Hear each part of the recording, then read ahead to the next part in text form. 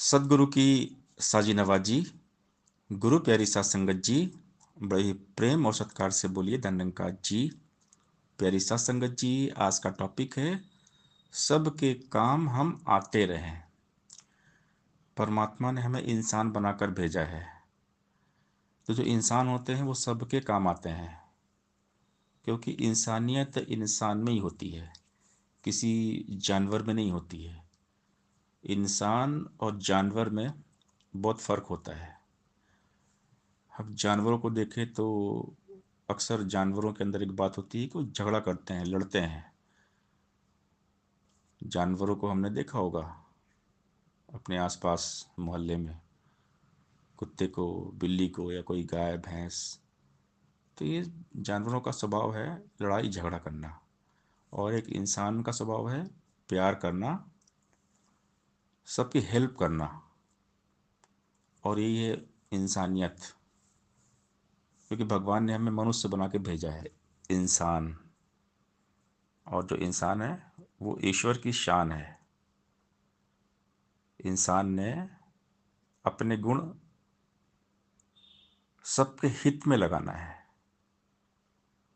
इंसानियत के जो गुण हैं, जो हमें दया, क्षमा, विनम्रता, ये सारे दैवी गुण हमें मिले हैं सदगुरु कृपा से, इससे मानवता का भला करना है। हमें जो भी मिला है तन से, मन से, धन से, दातार ने जो भी दिया है, जिस काबिल हमें बनाया है, हम सेवा करें। क्योंकि हम बातें अगर करेंगे किसी के साथ में, ठीक है, बातें करना चाहिए, लेकिन अगर हमारे कर्म सेवा की भाव हो, हम उसकी हेल्प करें, तो वो हमारी बातों से ज़्यादा हमारे कर्मों से बंदा प्रभावित होगा। सेवा भावना से हम किसका भी दिल जीत सकते हैं। सेवक को सेवा बनियाई, हुकुम बूझ परम पद पाई। सेवक बन के रहना है, मानवता का सेवक। सेवा भाव से हम सबके दिल को जीत सकते हैं। हम कितना अच्छा बात करते हैं, कितना अच्छा हम विचार कर लेते हैं, ये कोई बात मायने रखता नहीं है। एक से बढ़कर एक स्पीकर हैं, बोलने वाले प्रवक्ता हैं, घंटों घंटों बोलते हैं, पूरे दिन बोलते हैं, लेकिन केवल हम बोलते ही रहते हैं। अगर हमारे मन में सेवा का भाव नहीं है, दया का भाव नहीं है, हम किसी की हेल्प नहीं कर सकते, तो फिर हमारी बातें व्यर्थ हैं। बातें सार्थक तभी है जब हम किसी की हेल्प करें।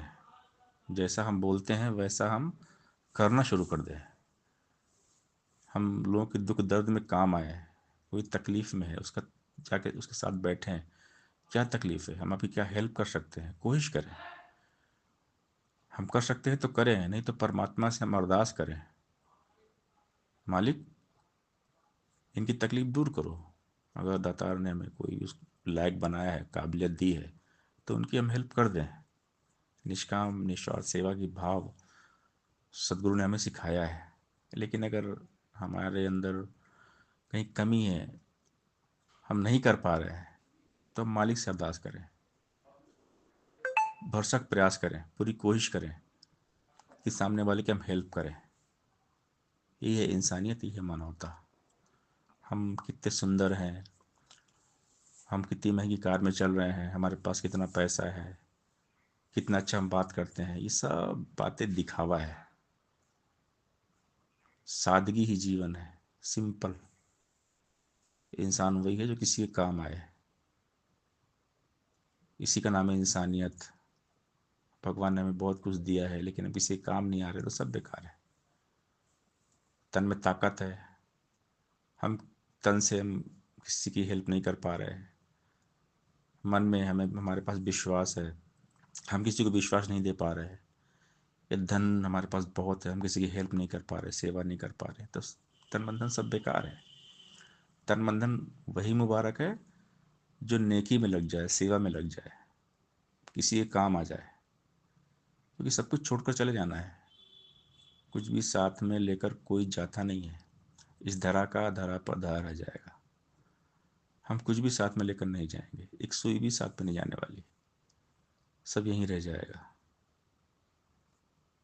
आज देखते हैं लोग ज़मीन जायदाद के लिए झगड़े करते हैं, लड़ाई करते हैं। भाई भाई का दुश्मन बन जाता है, प्रॉपर्टी को लेके, जमीन जायदाद को लेके। लेकिन जब अंत में, जब वो शरीर छोड़ता है, मर जाता है, तो क्या वो शरीर प्रॉपर्टी साथ में लेकर जाता है? फिर तो क्या है वो,